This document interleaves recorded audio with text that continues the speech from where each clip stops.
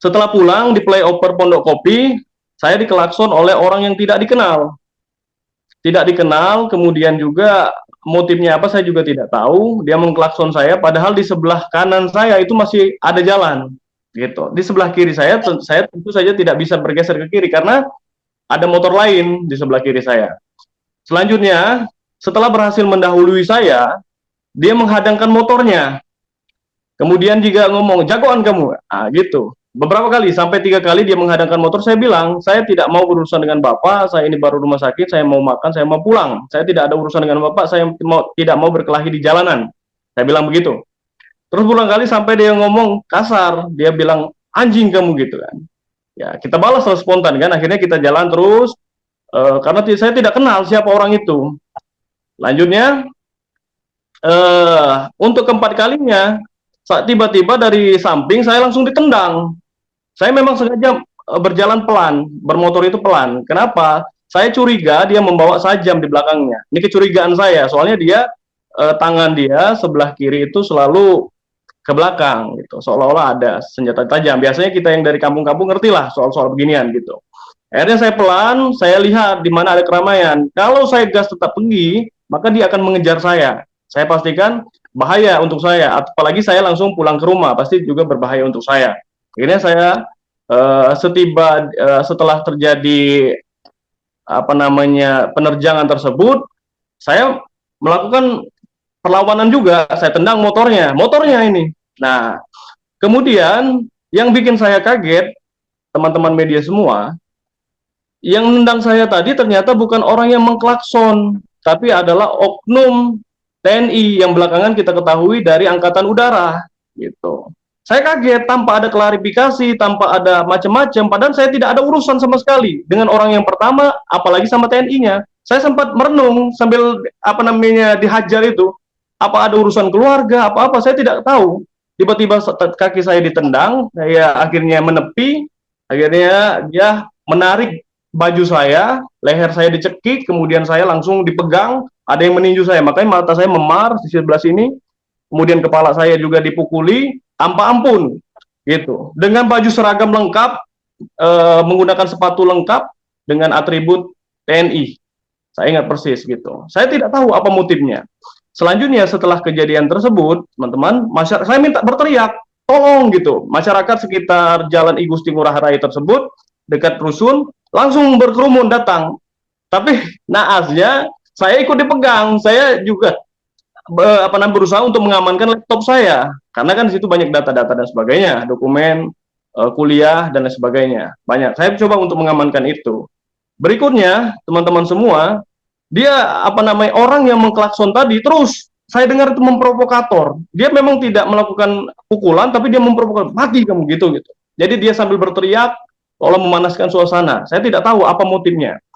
Akhirnya saya juga bergeser dari tadinya di tepi jalan raya, akhirnya bergeser ke jalan masuk ke perumahan, Saya bergeser, itu yang ditangkap oleh CCTV. Saya bergeser berjalan, tapi tetap didatangi. Saya tidak lari karena saya tidak salah. Saya tidak lari, saya tidak apa namanya kabur, saya merasa tidak salah. Saya hanya berupaya mencari pertolongan.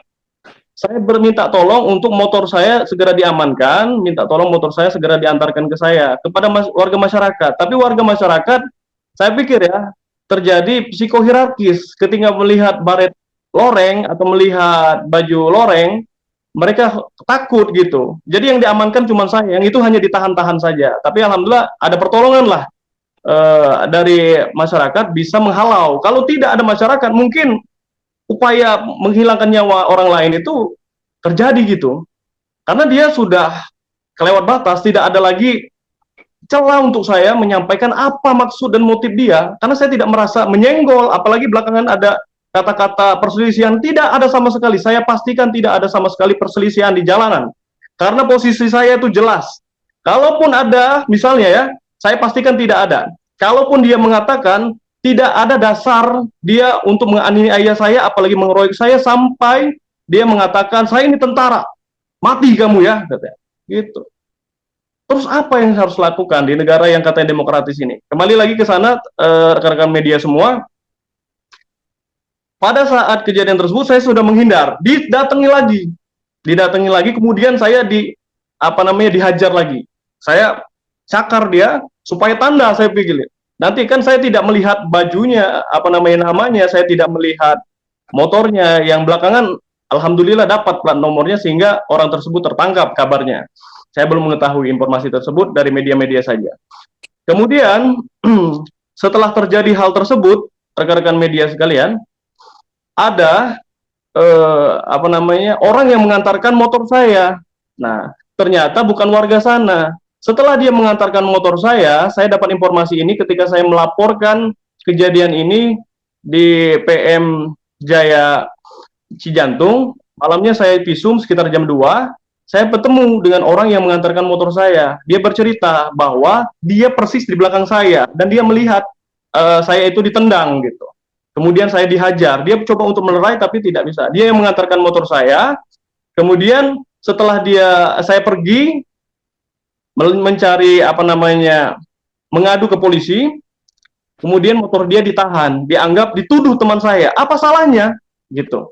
Apa salah dia mengantarkan motor saya dan membantu saya? Dituduh dia sebagai teman saya. Akhirnya dia dihajar juga, ditendang sampai dia masuk ke got sedalam 3 meter. Kakinya tidak bisa berjalan. Bisa dicari di cross check inisialnya S. Nanti bisa dicari lebih lanjut ke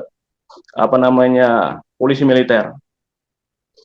Kemudian saya ketemu, akhirnya dia sudah ronsen dan juga sudah melakukan visum juga. Nah, dia bercerita bahwa tidak tahu apa maksud dan motif dari aparat tersebut menganiaya kami atau menghajar saya, mengeroyok saya, sampai mengeluarkan kata-kata yang tidak pantas diucapkan oleh aparat yang gajinya kita bayar dari pajak kita, itu tentu tidak pantas sekali, saya pikirkan. Saya tidak, ketika ditanya jagoan kamu segala macam, saya bergeming, diam. Saya tidak mau berbicara banyak, karena orang ini sudah tidak menggunakan pikiran lagi, orang ini tidak menggunakan hati lagi, tapi dia menggunakan emosi, amarah, seperti kesetanan gitu, tanpa logika lagi. Saya tidak mau berhadapan dengan orang seperti ini. Akhirnya saya memilih untuk pergi dan saya mendatangi pos polisi setempat. Tapi karena tidak ada, saya melakukan upaya hukum juga ke Polsek Cakung. Setelah dari Polsek Cakung, saya diarahkan ke Polres Jakarta Timur. Dari Polres Jakarta Timur mendengar kronologis yang saya sampaikan, ternyata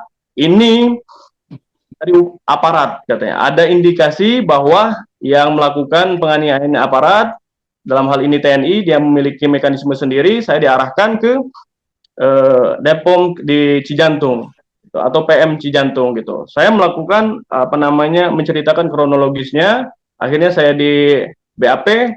Setelah itu saya melakukan visum malamnya. Saya dilihat. Nah, itu yang terjadi rekan-rekan semua. Kemudian saya juga kemarin ya, rekan-rekan, ini perlu saya sampaikan, dihubungi belakangan karena informasinya itu dari TNI AU. Saya dihubungi, tapi posisi saya memang tidak bisa berbicara banyak kecuali kepada teman-teman semua. Saya tidak bisa menceritakan kejadian itu, mungkin ada kekhawatiran, trauma, khususnya kepada keluarga saya. Saya memohon dan juga meminta kepada semua para aktivis mahasiswa untuk menjaga atau memperkuat solidaritas perjuangan. Karena memang belakangan ini teman-teman semua, kami Kesatuan Aksi Mahasiswa Muslim Indonesia melakukan upaya hukum gitu, melakukan laporan ke DKPP terkait dengan kebocoran data pemilu. Tapi saya harap tidak ada kaitannya. Kemudian juga banyak sikap-sikap kami terkait dengan laporan, terkait dengan putusan MK dan sebagainya. Mudah-mudahan tidak ada kaitannya. Saya sangat berharap tidak ada kaitannya. Tapi saya juga berharap bahwa kasus ini segera diusut tuntas. Jangan sampai ada lagi Rizky yang lain dianiaya tanpa ada kompromi. Bahkan hendak menghilangkan nyawa orang lain gitu. Karena dia sudah mengeluarkan kata-kata mati atau membunuh gitu. Saya posisinya hari ini sedang melakukan pemulihan dini. Saya sampaikan seperti itu.